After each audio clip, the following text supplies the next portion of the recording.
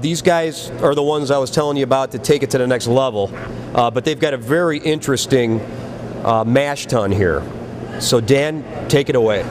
Well, we've got like a 120 quart boat cooler and 75 pounds of grain in here. Pale malt, crystal malt, Carapils, and Caramunic. We're mashing at about 150 degrees for an hour and a half. And we should get 35 to 40 gallons of beer out of this. Okay. This is our kettle right over here.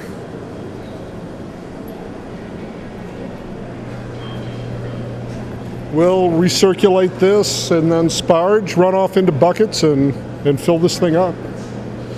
Now, I was checking out your mash tun earlier before you actually mashed in, and I was very intrigued about what you were using as a screen. Can you tell me a little bit about that? Yeah, basically we have 3 stainless steel mesh tubes that are connected to the drain on the mash tun. Basically it's a hot water supply line for a washing machine, and we cut the ends off, pull the rubber inside out, and it's just the stainless steel mesh crimped at one end and clamped onto the drain at the other end. It works really well. I looked at it, and my first impression is, how are you going to be able to get anything through it? But you guys are saying that it works great. Yeah, we've done 60%, 70% wheat mashes, and we've never had a stuck mash. Awesome. Wow, that's great. All right, so far everybody here is kind of adhering to an ESB or an ordinary bitter, but with me right now is Paul Schick.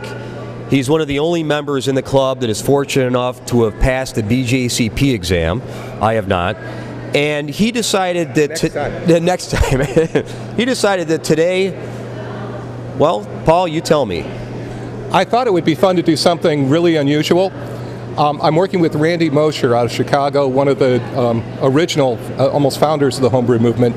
We're doing almost 200-year-old Belgian recipe. It's designed to be about 30% oats, about 25% wheat, and the rest barley. And the way they did the recipe originally, they had 2 mash tuns, one for the oats and wheat. That was the Vetzaken, and then the one for the barley was the Goedzaken. And the idea was to just physically, manually using baskets, transfer the liquid from the barley mash tun that has all the enzymes to the oats and wheat to convert all those adjuncts.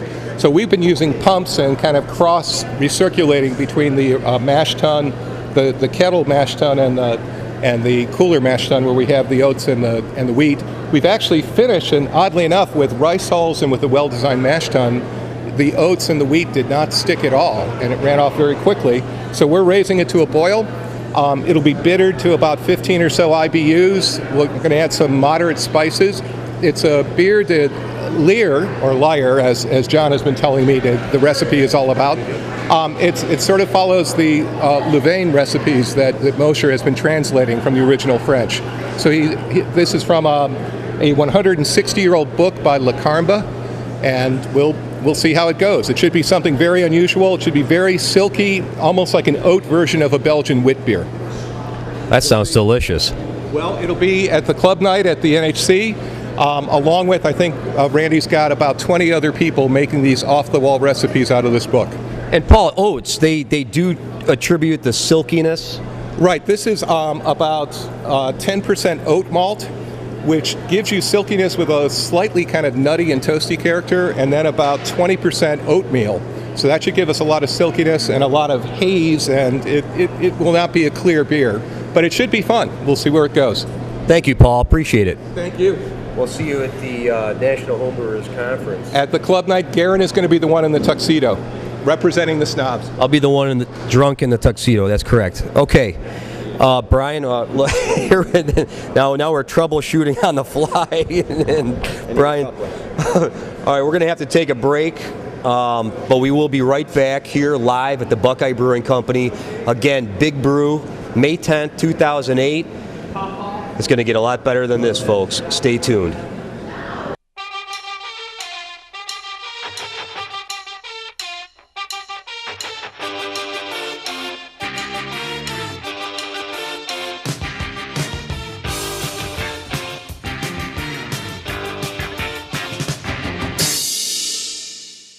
I'm Jason Hollister with LD Carlson Company.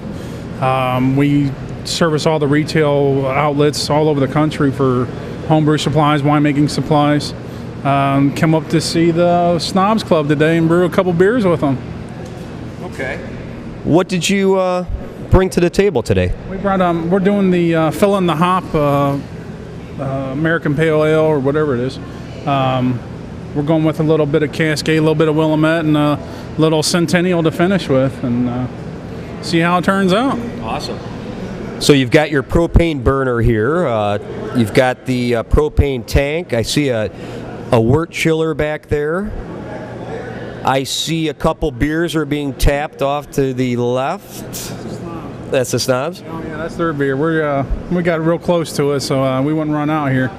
So you took a couple samples? Oh yeah. Oh yeah. How was it on a scale of Good. 1 to 0?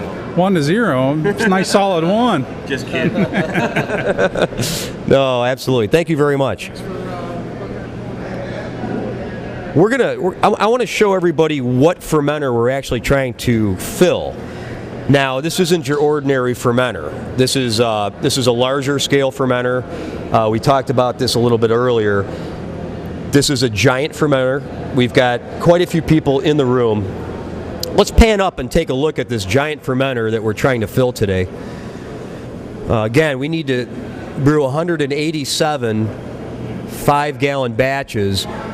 Once we're ready to chill the wort, we're going to have a ladder, and we're going to have somebody up there that's going to pour the beer through a giant funnel until we actually fill this fermenter. So this is our goal here, this big, beautiful stainless steel tank.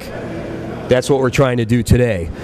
And again, we know that it's going to take some time, but we do know that some people did bring their tents. In fact, maybe if we move over here, we can show you that some of the folks have actually set up their tents and are ready to celebrate Big Brew, not only today, but on Mother's Day. So we're going to actually bring it into Sunday, and we're going to show you one of these tents over here. I know there's at least 3 or 4 individuals that are going to be staying in this tent. Now, it's not a very large tent, but that's what I'm told. So that's an example of the dedication that the Snobs, again, the Society of Northeast Ohio Brewers, have. And I'm just proud to be the president of that club. And I'll tell you what, at the end of the day, I think everybody's going to learn at least a little bit. Let's check into some other people in a moment. And I think that's good for a second. Back here at the AHA Big Brew, and we've instructed all of our home brewers to find ingredients in order to brew this extra special bitter. Now with me right now is Mike Antolchik, and he was in charge of getting the gypsum to harden the water, as well as the Burton water salts.